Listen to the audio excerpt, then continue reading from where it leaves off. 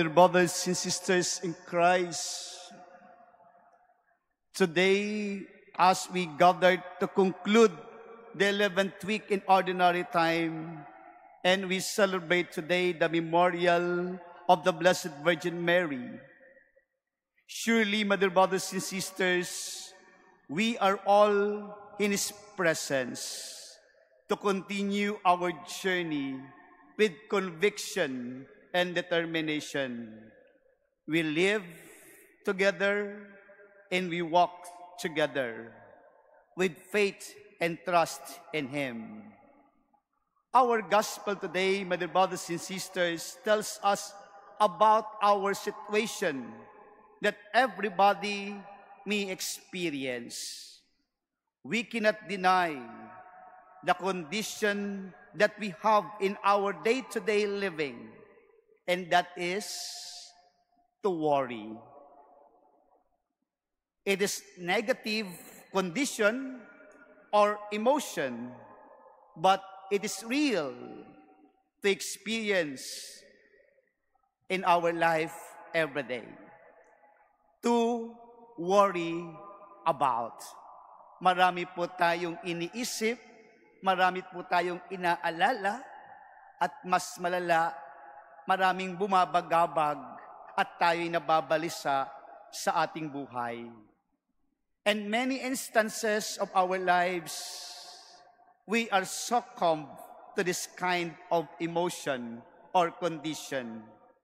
And we are all affected by a society preoccupied with a pleasure-seeking lifestyle, unavoidable offered to us by our society. Again, preoccupied society with a pleasure-seeking lifestyle that is offered to us by our society. Unavoidable to offer to all of us.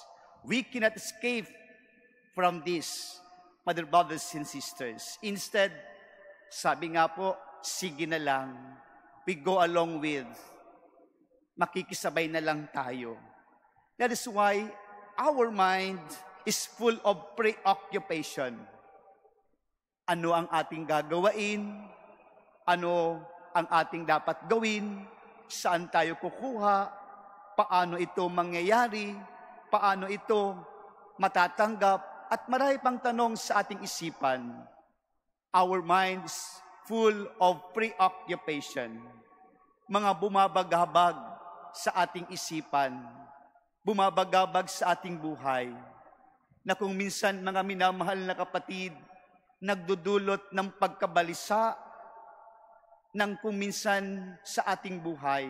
At hindi lang minsan, sa mga bagay-bagay, parang doon umiikot ang buhay natin. Doon tayo nagiging balisa sa mga material na bagay na meron tayo at gusto pa nating matanggap sa buhay natin. Our gospel today, Jesus directly mentioned, do not worry about your life, what you will eat or drink, about your body, what you will wear. Is not life more than food and body more than clothing?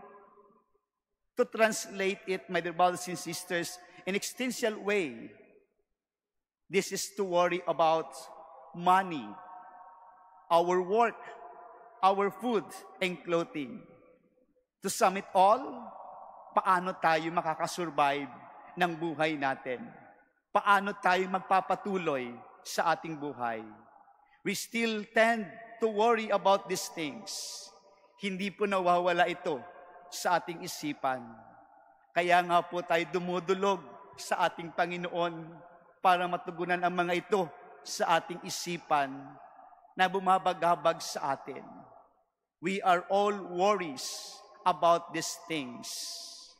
Money, work, food, clothing, and many more. In modern times, my brothers and sisters, that we are right now, people worry more than ever before. Masabi po natin, ang mga tao noon, ay parang hindi balisa.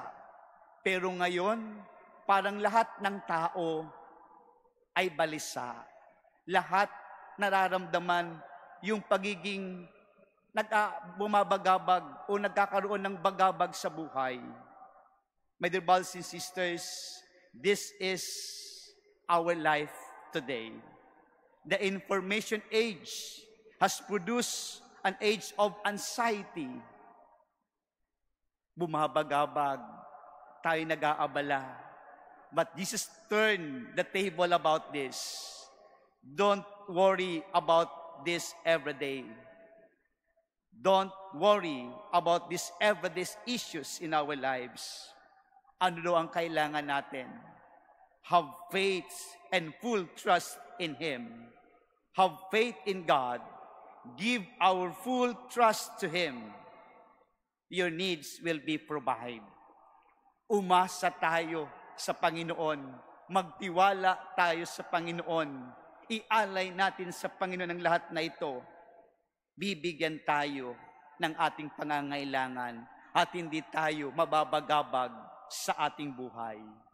Saint Paul would say, my dear brothers and sisters, do not worry about things, but in everything, prayer and supplication with thanksgiving, let your requests be made known to God. The roots of worry can find their way into our hearts. And almost unnoticed when we begin to seek security and anything other than God. Akala po natin, bahagi na ng buhay natin ang mga ito. But again, we are reminded of today that our life, it must be aligned with God, focused to Him. Tiwala at pananampalataya ang kailangan natin. Because kung hindi po natin to bibigyan pansin sa buhay natin, we are creating in our interior division in ourselves. That Jesus calls us today in this situation, as mentioned in our gospel today, you serve two masters. As the Lord tells us today, you cannot serve both God and Mammon. Hindi mo pwedeng pagsabayin ang dalawang ito. That's why we are reminded of our priorities in our decision in our lives. So therefore, if we prioritize God in our life, we have conviction and determination that the Spirit of God, His blessing, will be in our hands. God bestowed His graces upon us if we have full trust and priority in our life, in our journey every day. That is why, my dear brothers and sisters, it is impossible to find peace with undivided heart.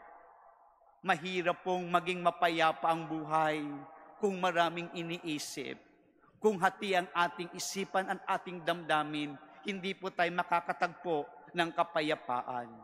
And we are all reminded today, being worried people, being worried community, this being worried, my dear brothers and sisters, a symptom of a deep problem, which is lack of trust in God or weakness of faith. Kung ganito ang ating nararamdaman, kung ito ang ating inuugali, kahit tayo nagdarasal, kulang pa rin, hindi pa rin sapat ang ating pagtitiwala at pananampalataya sa Diyos. Again, my dear brothers and sisters, if we experience this, kung tayo ay palaging balisa, walang kapayapaan at walang kaayusan ng buhay natin because we focus on ourselves in material things, hindi po natin masasabi, buo ang aking pananampalataya at pagtitiwala sa Diyos. That is why, put our trust in Him, geared with faith every day as we journey. Because, as our gospel mentioned today, and Jesus assures us, we are all significant. We are all great, and we are all blessed in the eyes of God.